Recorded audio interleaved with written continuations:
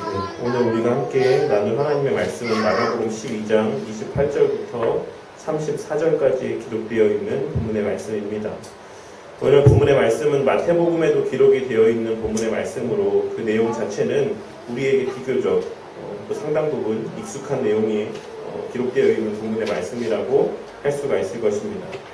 하지만 많은 경우 이 본문의 말씀 가운데 주목하게 되는 것은 사랑하라라고 하는 이 말씀이거나 혹은 이 말씀의 내용이 십계명의 요약이라는 측면에서의 하나님 사랑과 이웃 사랑의 내용으로 기울어져서 어떤 해석과 적용을 하게 되는 경우가 많은 듯합니다.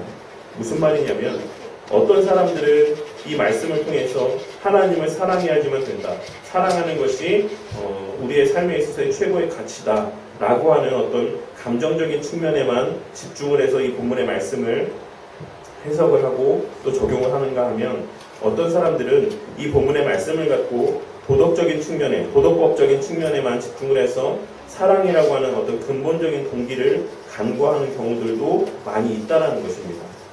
전자가 복음주의 진영에서의 교회나 또한 찬양 집회 가운데 참석하여 또한 찬양 가운데 기도 가운데 눈물을 흘리는 어떤 그런 젊은 세대들에게 발견되는 모습이라고 할 수 있다면 후자는 개혁주의 진영의 교회나 혹은 소위 그런 신앙들을 소유한 이들에게 또한 발견되어지는 그들이 나타내 보일 수 있는 어떤 신앙의 모습이라고 할 수가 있을 것입니다. 하지만 예수님께서는 오늘 본문의 말씀을 통해서 이 두 가지 중 어느 하나를 더 강조하고 있으시기보다는 이들이 이 둘 사이의 관계가 아주 긴밀하게 연결되어져 있다라고 하는 그러한 뉘앙스로 이 본문의 말씀을 증거하고 있으시다라는 것을 우리는 주목해서 보아야지만 될 것이다라고 생각을 합니다. 오늘 이 시간에 예수님의 이 가르침의 말씀을 통해서 하나님께 속한 자녀된 우리 그리스도인들이 삶의 가장 우선의 자리 가운데 두고 명심하면서 살아가야 되는 최고의 계명이 무엇인지, 그리고 그 계명이 의미하는 바가 무엇인지를 바르게 깨닫고 그러한 자들이 되기를 사모하는 선한 열심이 풍성하여지는 그런 시간이 되기를 바라겠습니다. 오늘 본문의 말씀은 유대인들과의 계속해서 이어지는 대화 가운데 언급되고 있는 내용이라고 할 수 있습니다.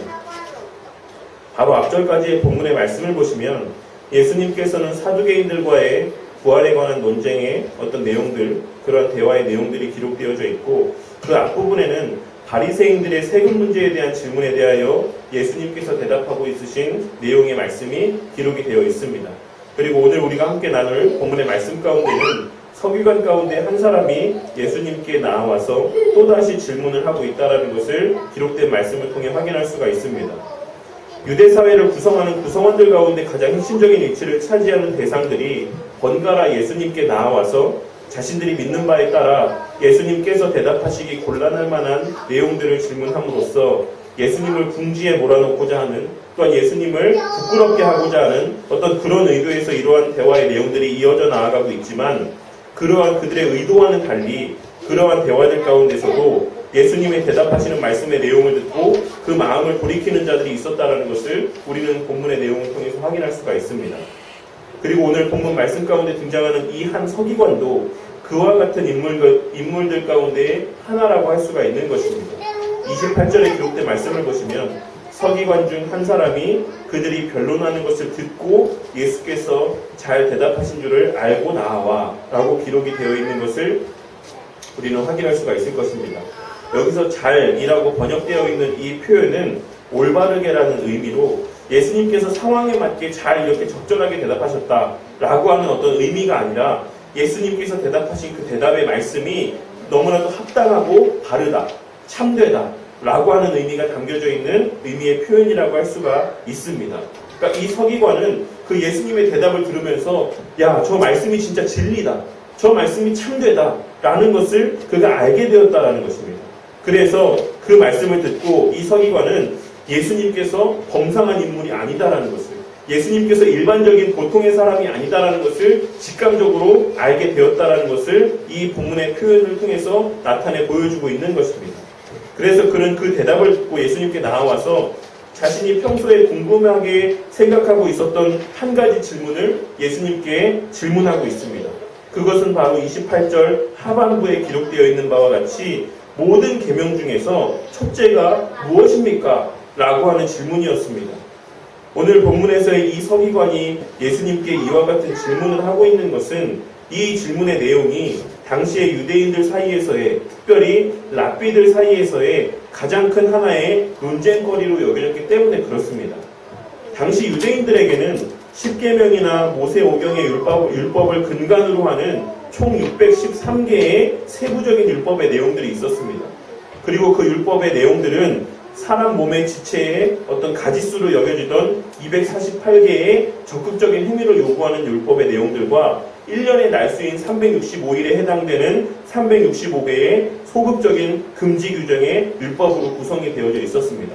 이 두 개가 합쳐져서, 그러니까 사람 몸의 지체수에 해당되는 율법의 개수와 한 모든 365일에 1년의 날수에 해당되는 그 개수만큼의 613개의 율법이 있었다는 것이에요. 그래서 그것은 적극적으로 무엇을 해야지만 된다라고 하는 규정의 의미들과 또한 무엇은 하지 말아라라고 하는 어떤 금지의 소극적인 의미의 율법이 이 전체의 내용을 구성하고 있었다라는 것입니다.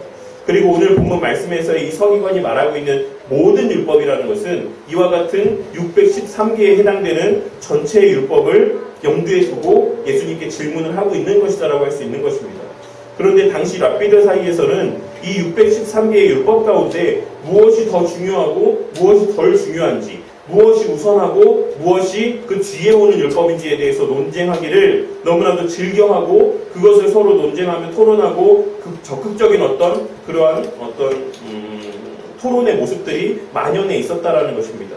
오늘 말씀에 등장하는 이 서기관은 그와 같은 논쟁들 속에서 지혜롭다고 여겨지는 예수님께 나와 그 논쟁에 대한 답을 얻고자 하는 의도에서 이러한 질문을 하고 있는 것입니다. 그리고 그와 같은 질문에 대해서 예수님께서는 신명기 6장 4절과 5절에 기록된 말씀으로 그 답을 대신하고 있으십니다. 신명기 6장 4절과 5절의 말씀은 예전에도 한번 살펴본 바가 있는데 쉐마라고 불려지는 말씀 가운데 하나로서 이스라엘 백성들이 목숨과도 같이 여기는 그런 중요한 성경 구절의 말씀입니다. 예전에 이 본문의 말씀을 갖고 설교하면서도 말씀을 드렸던 것처럼 이스라엘 백성들은 이 본문의 말씀을 문자적으로 해석을 해서 오늘날도 집집마다 그 문설주 가운데 이 말씀을 적어서 그 보관함 가운데 적어서 보관을 하고 있고, 또한 자신들의 몸에 지니고 다니며 수시로 꺼내 읽고 되뇌이며 매일의 삶을 살아가고 있는 가운데 있습니다. 그 정도로 이 쉐마의 말씀, 신명기 6장 4절부터 이어지는 8절까지의 그 모든 말씀은 이스라엘 백성들에게는 너무나도 귀하게 여겨지고, 모든 사람들이 그냥 손만 대면 그들의 몸에 건들기만 하면 저절로 툭 튀어나올 수 있을 만큼의 그런 유명한, 잘 알려져 있는 성경 구절의 말씀이었다라는 것입니다. 그런데 그러한 그들의 행위적인 측면에 치우친 모습에서도 확인할 수 있는 것처럼 그들은 그 말씀의 본질적인 부분을 놓친 채 부차적인 측면에 더 많은 관심과 노력을 기울이고 있었다는 것을 우리는 확인할 수가 있습니다. 그 본문의 말씀이 의미하는 바가 무엇인지, 하나님께서 왜 그런 말씀을 이스라엘 백성들에게 명하셨는지, 그것을 주의하고 기억하고 마음에 새기며 살아가라고 말씀하셨는지는 잊은 채 단지 잊지 말고 기억하라고 하는 그 부분에만 포커스를 맞춰서 문설주에 보관하고 몸에 지니고 다니는 이런 행위적인 측면으로 이 본문의 말씀의 의미가, 본질이 왜곡되어졌다는 것입니다. 그들의 그와 같은 열심이 하나님을 사랑하면서 비롯되는 것이 아닌 복을 받기 위함이거나 혹은 저주를 피하기 위한 수단으로 행하여지고 있었다라는 것입니다. 그들의 그러함을 누구보다 잘 알고 있으셨던 예수님께서는 그들을 향해서 하나님께서 주신 율법이 담고 있는 가장 핵심적인 원리, 동기를 다시 한번 깨닫게 하시기 위해 이 말씀을 하고 있으신 것입니다. 다시 말해서 율법의 가장 핵심이자 궁극적인 목적은 하나님을 사랑하는 것이다라고 말씀을 하고 있으신 것입니다. 예수님께서 이 말씀을 하신 후에 두 번째로 레위기 19장 18절에 기록된 말씀을 이어서 말씀하셨습니다. 그리고 그것 또한 우리가 너무나도 잘 알고 있는 말씀인 내 이웃을 내 자신과 같이 사랑하라고 하시는 말씀이었습니다.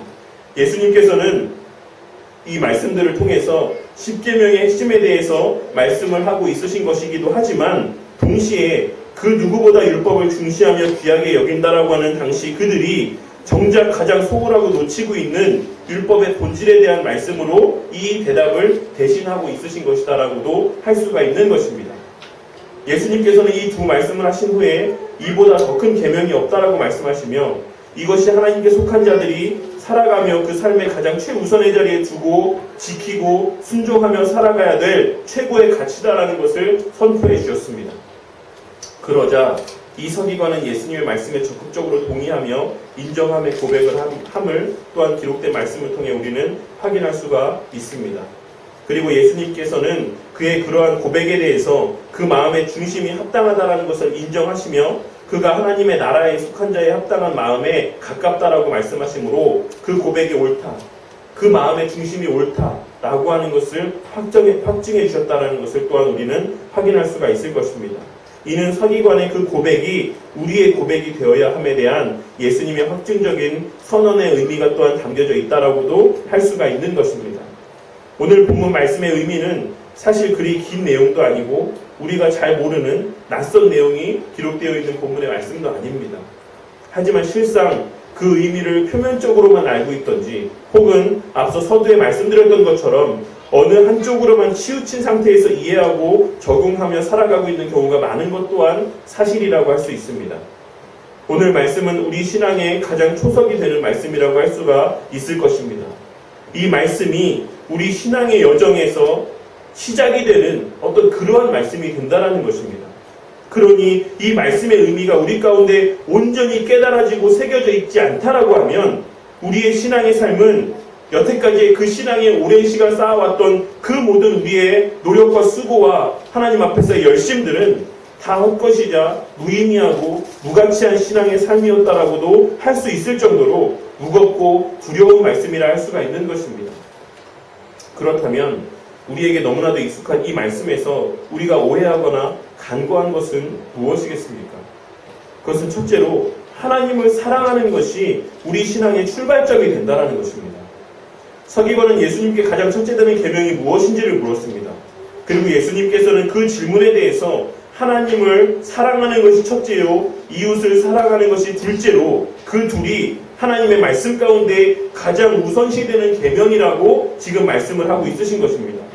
이것을 쉽게 풀어서 설명을 하자면 예수님께서는 무슨 계명이 가장 우선적으로 지켜야 되는 것인지에 대한 질문에 대해서 진심으로 하나님을 사랑하고 그로 말미암아 우리 주변의 내 이웃을 내 자신같이 사랑하는 마음이 자리하게 된 그 후에 율법에 대해서 논하라고 말씀하고 있으신 것과 같다라는 것입니다. 본문 말씀에서 마음을 다하고 목숨을 다하고 뜻을 다하고 힘을 다하여라는 이 표현은 각 표현들마다 어떤 특별한 의미를 갖고 있다라고 그렇게 세부적이고 구체적으로 해석을 하고 적용을 하는 경우들도 있지만 사실 이것은 관용적으로 전체 우리의 삶에 관계된 모든 부분을 의미하는 표현이라고 할 수가 있습니다. 그러니까 우리 삶의 전부를 다 통틀어서 우리의 삶의 모든 것을 다 이용해서 집중해서 선용해서 그것을 통해 하나님을 사랑해라라고 하는 의미의 표현, 강조적인 의미의 표현이 이 말씀의 의미 가운데 담겨져 있다는 것입니다. 예수님께서는 어떤 율법이 더 우선하는지에 대해서 논쟁하기에 앞서서 왜 그 율법을 행하고자 하는지, 왜 무엇이 더 우선하는 율법인지 알고자 하는지 그 마음의 동기가 어디에 있는지부터 먼저 점검해 보라고 질문을 하고 있으신 것입니다. 너가 율법을 왜 알기 원하느냐? 무엇이 더 우선하는 율법인지 왜 알고 싶어 하느냐? 왜 율법을 지키느냐? 율법이 너에게 왜 필요하냐? 그것에 대해서 너희들이 먼저 알고 그것이 하나님을 사랑하기 위한 수단이라는 것을 알고 그 다음에 어떤 율법이 더 우선되는지에 대해서 질문을 하라고 하는 어떤 그런 뉘앙스가 이 본문의 말씀의 의미 가운데 담겨져 있다라고 할 수가 있는 것입니다. 오늘날 코로나 상황 속에서 가장 큰 논쟁거리 중 하나는 예배당에 모여서 예배를 드려야 하는가, 아니면 국가의 정책에 따라서 예배로 함께 모여서 예배를 드리지 말고 온라인으로 예배를 드려야 하는가 하는 어떤 그러한 사안일 것이다라고 생각을 합니다. 그리고 이 논쟁 가운데의 두 가지의 상반된 주장 모두 각자 나름의 그럴듯한 성경적인 근거를 갖고 있다라고도 할 수 있습니다. 저는 이 두 가지 논쟁 가운데서 오늘 말씀에서의 서기관의 질문이 마음 가운데 떠올랐습니다. 모여서 예배를 드리는 것과 이웃사랑과 성도를 보호하고 교회의 평판을 위해 온라인 예배를 드리는 것 중에 무엇이 더 우선되는 것입니까?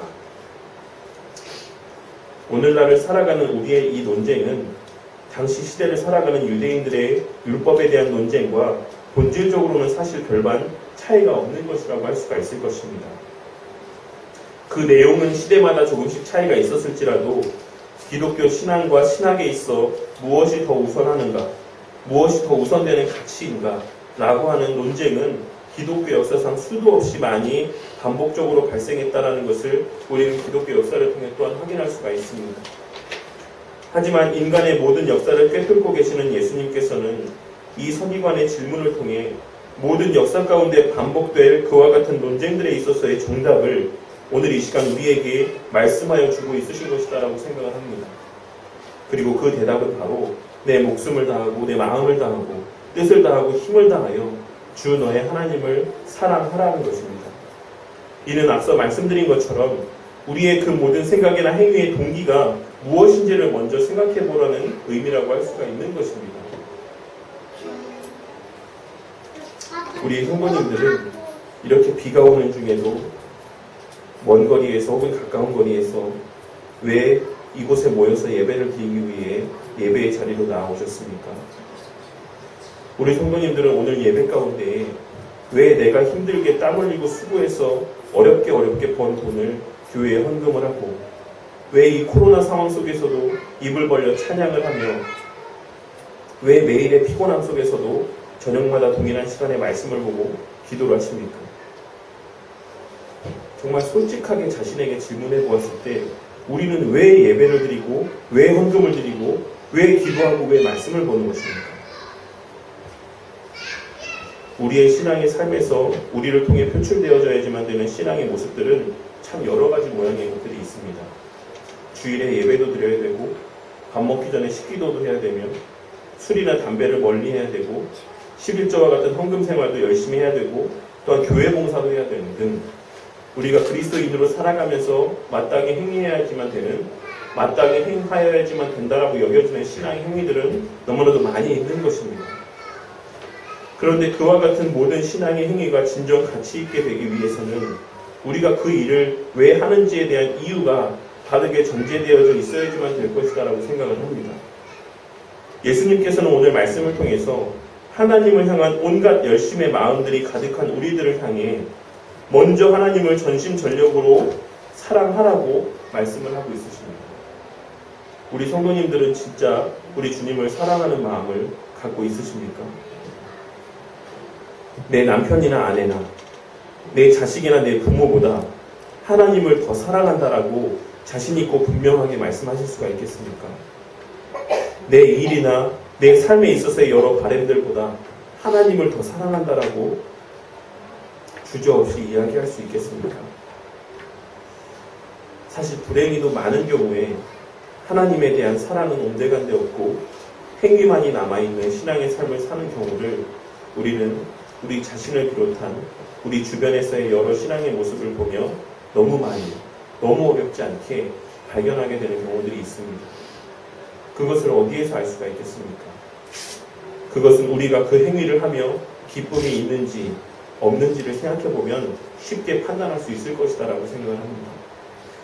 많은 경우 그와 같은 행위 자체에서 비롯된 기쁨이 없으니 서로 누가 더 가치 있고 바른 신앙의 삶을 사는지에 관심을 갖게 되고 그러한 과정을 통해서 만족과 기쁨과 위안을 삼으며 신앙의 삶을 이어가는 모습들을 나타내 보이는 것입니다.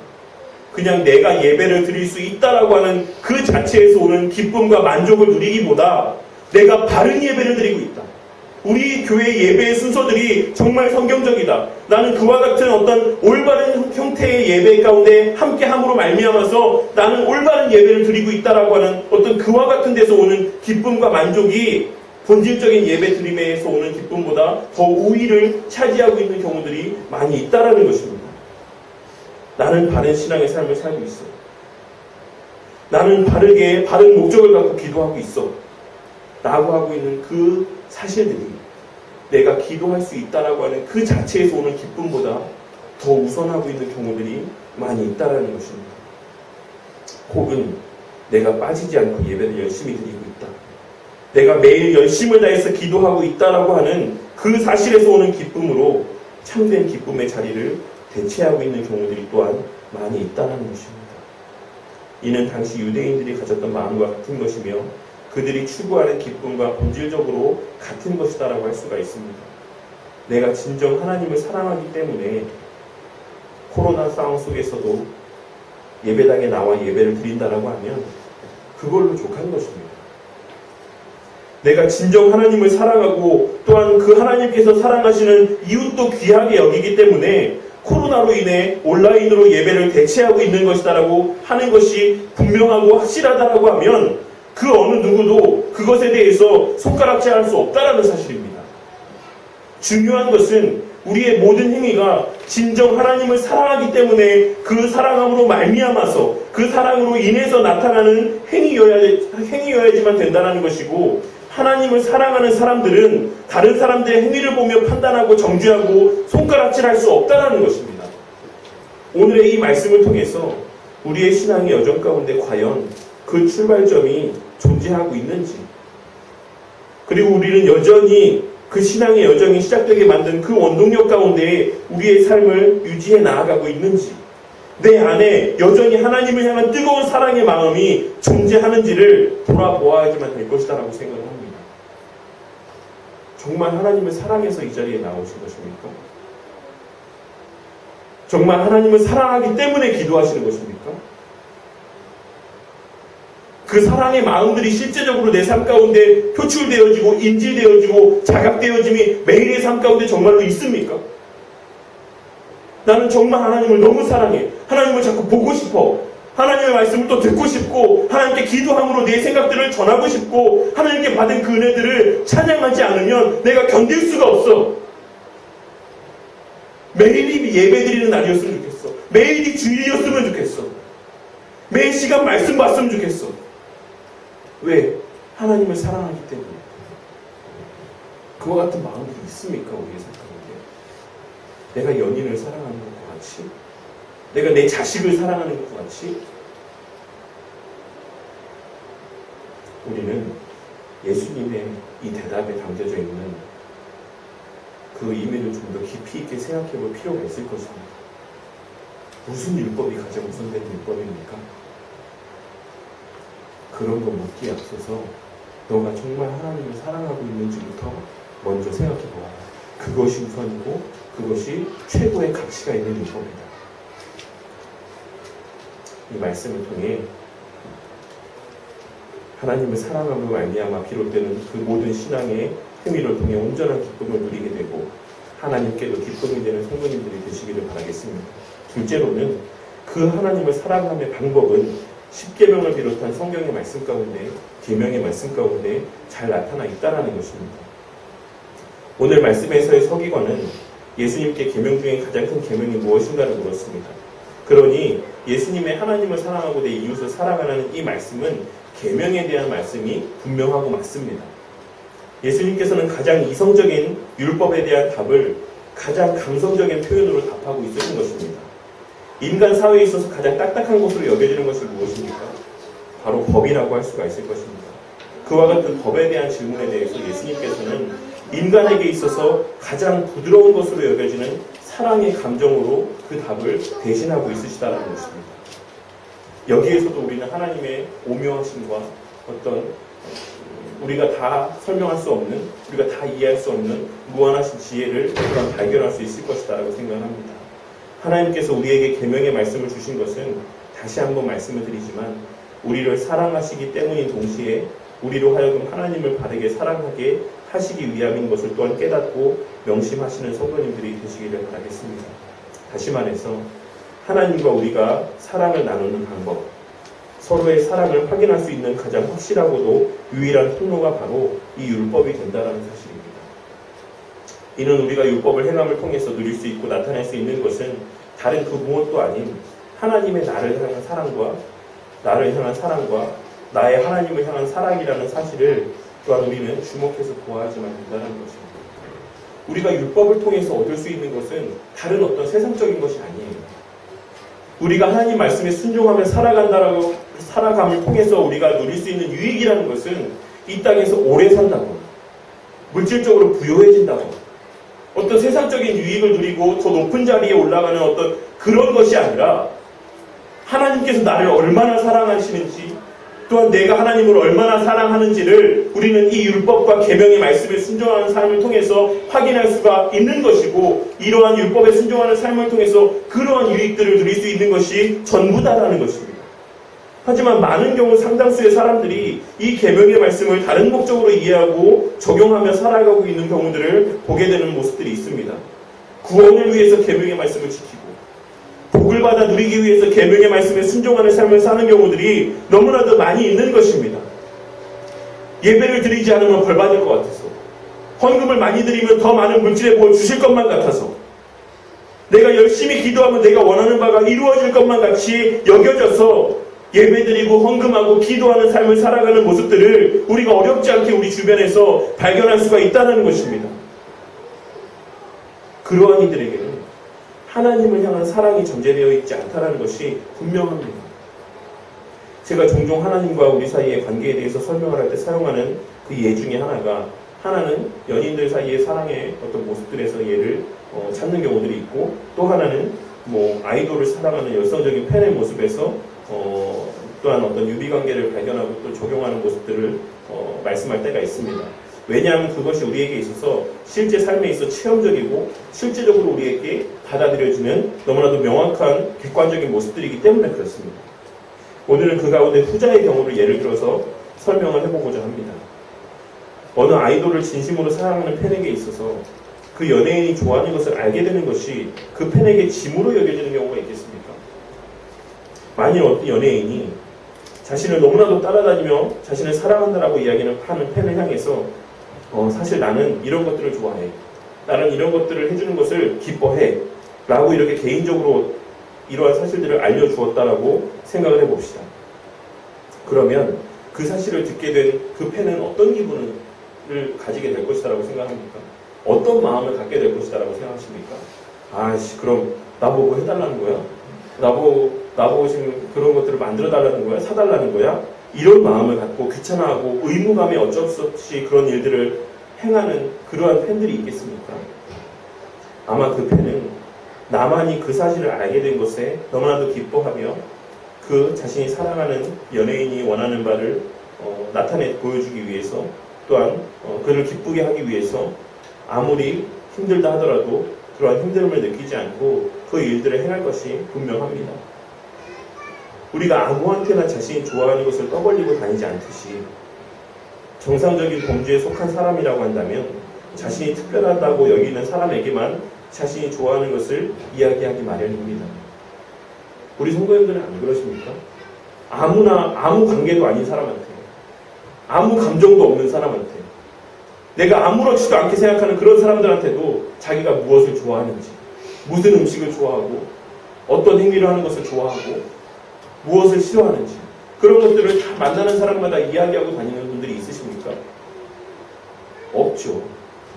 내가 특별하다라고 생각하는 사람, 내가 귀하다라고 생각하는 사람에게 자신이 좋아하는 것, 자신의 깊이에 있는 자신의 속마음을 털어놓는 것이 당연한 사람의 본질적인 속성이고 마음입니다.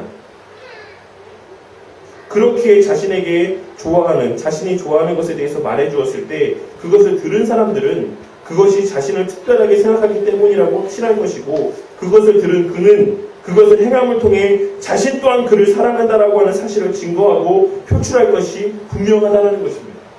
그 사실을 알게 된 것에 대해서 기뻐하고 감사해야 한다는 것이에요. 나에게 그러한 것들을 알게 해준 것, 나에게 그러한 사실들을 말해준 것에 대해서 감사하며, 그래, 나도 너를 사랑해, 내가 이와 같이 이런 너의 좋아하는 것들을 행함을 통해서 나의 너를 향한 사랑을 내가 증거할게, 표출할게 라고 하는 것이 일반적으로 우리가 나타내 보이는 인간 사이에서도 우리가 흔히 발견되는 삶의 모습이다라는 것입니다. 그렇다라고 하면 이 예를 다시 우리 하나님께 적용시켜 보도록 하겠습니다. 하나님께서는 당신의 계명을 아무에게나 말씀하시고 계시하여 주시지 않았습니다.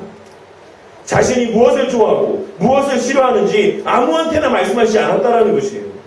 그렇다라고 하면 하나님께서는 왜 특별히 우리에게, 하나님의 택한 백성들에게만, 특별히 애굽에서 건져내신 그 하나님의 백성들에게만 하나님의 계명의 말씀을 주신 것이라고 생각하십니까? 그것은 바로 그들이 특별했기 때문이고 우리가 하나님께 특별한 존재들이기 때문에 그렇습니다. 하나님께서는 당신이 특별하게 여기시는 우리들에게 하나님께서 무엇을 기뻐하시는지, 무엇을 싫어하시는지를 알게 하시는 통해 하나님을 향한 사랑의 방법, 그 비밀을 우리에게 계시해 주신 것입니다. 그러니 하나님을 진심으로 사랑하지 않는 자에게 있어서 이 계명의 말씀들은 사실 아무런 유익도 없고 그저 짐으로만 여겨지는 것이 당연합니다. 앞서 말씀드린 것처럼 나와 아무 관계도 없는 사람이 갑자기 나한테 와서 나는 이런 거 좋아해, 나는 이렇게 해주는 걸 즐거워해 라고 했을 때 이 사람들이 무슨 생각을 하겠습니까? 그래서 어쩌라고, 나한테 그런 거 해달라고, 이런 마음들을 갖겠죠. 그런데 대다수의 경우, 많은 경우 교회 안에서 신앙생활을 하는 사람들의 경우의 모습에 있어서도 그와 같은 모습들을 발견하게 될 때가 있다는 것입니다. 하나님께서 우리에게 계명의 말씀들을 말씀해 주실 때, 어떤 신앙의 원리들을 우리에게 말씀해 주실 때, 설교의 시간들을 통해서 우리에게 어떤 하나님께서 원하시는 삶과 원하시지 않는 삶에 대한 말씀들을 증거해 주실 때, 그래서 어쩌라고, 나는 당장 내 살고 내 삶을 유지하기도 벅찬데 그래서 어쩌라고 하는 그러한 마음들을 품게 되는 경우들이 많이 있는 것입니다. 혹은 우리와 하나님 사이의 관계를 그저 계약관계 사이에 있는 당사자로 여기며 자신의 어떤 이익과 만족을 위해 마지못해 행해야 되는, 그래? 내가 복을 받기 위해선 이렇게 해야 돼? 그런 걸 원해? 알았어. 그럼 내가 내 마음에는 원하지 않지만 내가 어쩔 수 없이 해줄게. 예배 드려주고 내가 헌금해주고 기도해줄게 라고 하는 그러한 마음들을 갖고 신앙의 삶을 살아가는 그런 모습들을 보게 될 때가 많이 있는 것입니다. 하지만 하나님을 진심으로 사랑하는 자에게는 이 계명의 말씀을 알게 된 것 자체가 감사와 기쁨으로 여겨지게 된다는 사실을 꼭 명심하시는 성도님들이 되시기를 바라겠습니다. 그렇게 시편 119편의 기록자는 16절 말씀에서 하나님을 사랑하기 때문에 주의 율례들을 즐거워하며 주의 말씀을 잊지 아니하리이다라고 고백을 하고 있는 것이며, 잠언 28장 9절 말씀에서는 사람이 귀를 돌려 율법을 듣지 아니하면 그의 기도도 가증하니라라고 말씀을 하고 있는 것입니다. 하나님을 사랑하지 않으면서 그 율법의 본질적인 의미가 무엇인지도 알지 못하면서 하나님 앞에 무엇을 구하는 행위는 그 하나님 앞에 가증한 행위가 된다라고 말씀하고 있는 것입니다. 우리가 계명의 말씀의 의미를 매 주일 매 시간 나누고 있는 것은 남에게 자랑하기 위함도 아니요 세상적인 무엇을 얻기 위함도 아닙니다. 우리가 하나님을 사랑하기 때문에 우리 하나님께서 원하시는 것이 무엇인지를 더 알기를 바라고 하나님을 더 온전히 사랑하기 위함이라는 사실을 깨닫는 우리 성도님들이 되시기를 바라겠습니다. 그리고 그와 같은 동기에서 율법을 아는 자들만이 그것을 자신을 내세우는 수단으로 삼아서 다른 이들을 평가하지 아니하고 이웃을 향한 참된 사랑을 온전하게 전하고 온유하고 겸손한 심령의 소유자가 될 수 있을 것이라고 생각합니다. 이 사실을 기억하시고 하나님께서 왜 우리에게 율법의 말씀을 주셨는지를 바르게 깨닫는 가운데 그 율법의 말씀들을 통해 그 율법의 말씀을 주셨음을, 그 의미를 바르게 깨달을 수 있게 해주셨음을 감사하며 하나님을 향한 사랑의 마음을 율법의 순종함을 통해 온전히 드러내게 되는 복을 충만히 누리시는 우리 바른교회 성도님들이 되시기를 바라겠습니다. 오늘 이 시간 이 예배 자리에 모인 우리는 하나님의 사랑을 받는 자들이며 또한 우리는 하나님을 사랑하는 자들이라고 할 수가 있을 것입니다. 그렇다면 우리의 삶에 있어 가장 가치 있는 일은 무엇이 되어야 되겠습니까? 우리의 삶에 있어 가장 우선의 자리에 있어야 되는 것은 무엇이 되어야 되겠습니까? 그것은 바로 하나님을 사랑하는 것입니다. 늘 자신을 향해 하나님을 향한 사랑이 한결같은지 한결같지 않은지에 대해서 묻고 또 묻는 우리 성도님들이 되시기를 바라겠습니다. 하나님과 나의 사랑의 관계 사이에 어느샌가 교묘히 자리 잡고 있는 장애물들이 자리하고 있지는 않은지 늘 스스로를 살피는 성도님들이 되어야지만 된다는 것입니다. 그것은 우리가 하나님의 말씀을 어떻게 여기느냐에 따라 그러한 모습을 통해서 확인할 수가 있을 것이다라고 생각을 합니다. 예배의 자리가 힘겨워지고 그 예배의 자리가 의무감으로 여겨지게 되면 말씀을 보고 기도하는 것이 짐으로 여겨지고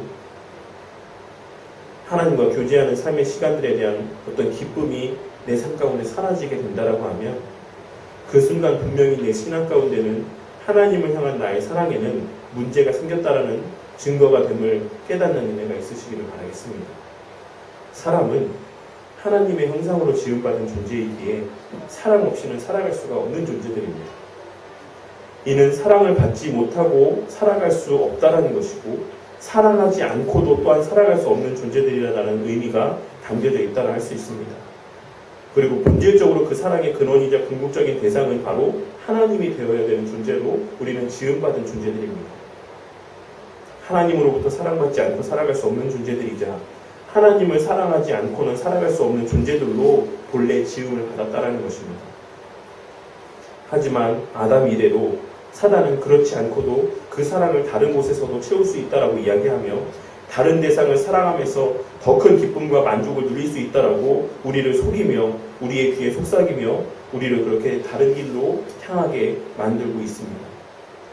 나를 사랑하고 내 자녀를 사랑함으로 만족할 수 있고 내 배우자로부터 사랑을 받고 내 주변 사람들로부터 사랑을 받음으로써도 충분히 기쁨이 넘치는 삶을 살아갈 수 있다라고 그렇게 우리의 마음 가운데 속삭이고 있다는 것입니다.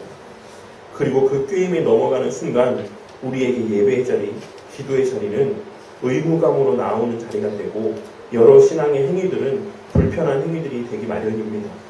내가 다른 곳에서도 기쁨을 만족할 수 있는데 내가 다른 곳에서도 충분히 사랑을 받고 사랑을 주며 만끽하며 살아갈 수가 있는데 내가 왜 이 예배의 자리에 나와야지만 되는지 내가 왜 말씀을 보고 기도해야 되는지 그 본질적인 그 이유에 대해서 망각하게 된다는 것입니다.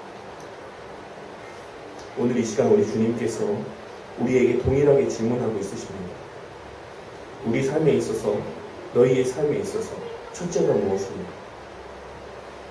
그에 대해서 우리는 우리의 입술과 삶을 통해 제 마음을 다하고 목숨을 다하고 뜻을 다하고 힘을 다하여 주 나의 하나님을 사랑하는 것입니다라고 우리는 주저없이 대답할 수 있어야지만 될 것입니다.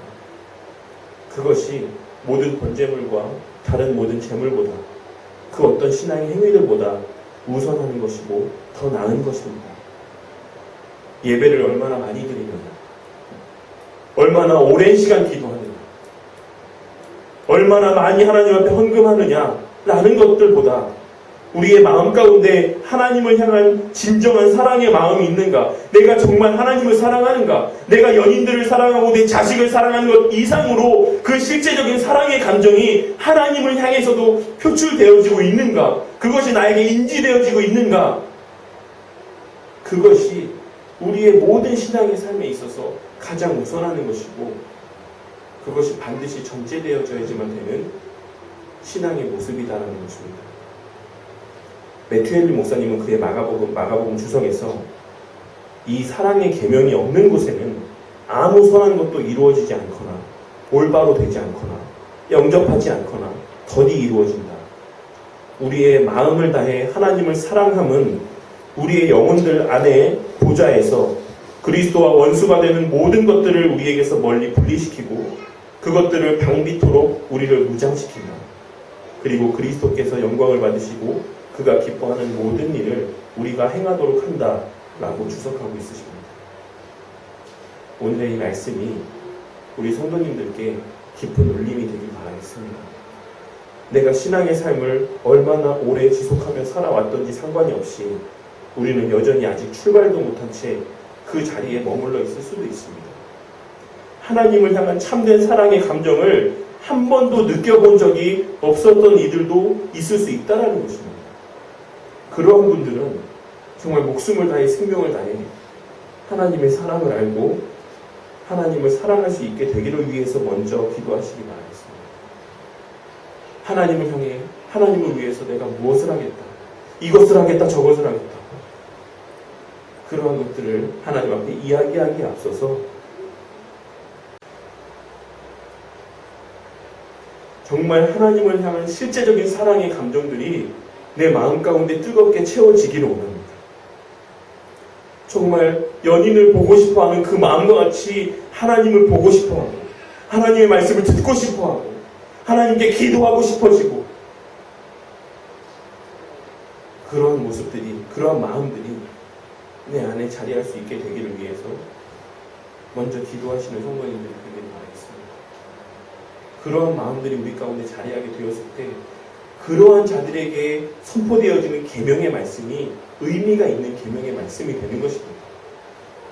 그러한 자들을 통해서 행하여지는 율법의 말씀들이 진정으로 가치 있고 하나님을 기쁘시게 하며 그들의 영적인 신앙의 삶 가운데 실제적인 유익이 되는 말씀들이 된다는 사실입니다. 오늘의 이 말씀, 하나님을 사랑함보다 더 큰 계명이 없다라고 하는 이 말씀을 마음 가운데 새기고 늘 하나님을 사랑하는 그 마음이 우리의 각자의 삶 가운데 더욱 풍성하여짐으로 그 행하는 모든 바가 하나님께 기쁨이 되고 그 자신들 또한 날마다 기쁨과 감사가 넘치는 삶을 살게 되시는 우리 바른교회 성도님들이 되시기를 바라겠습니다.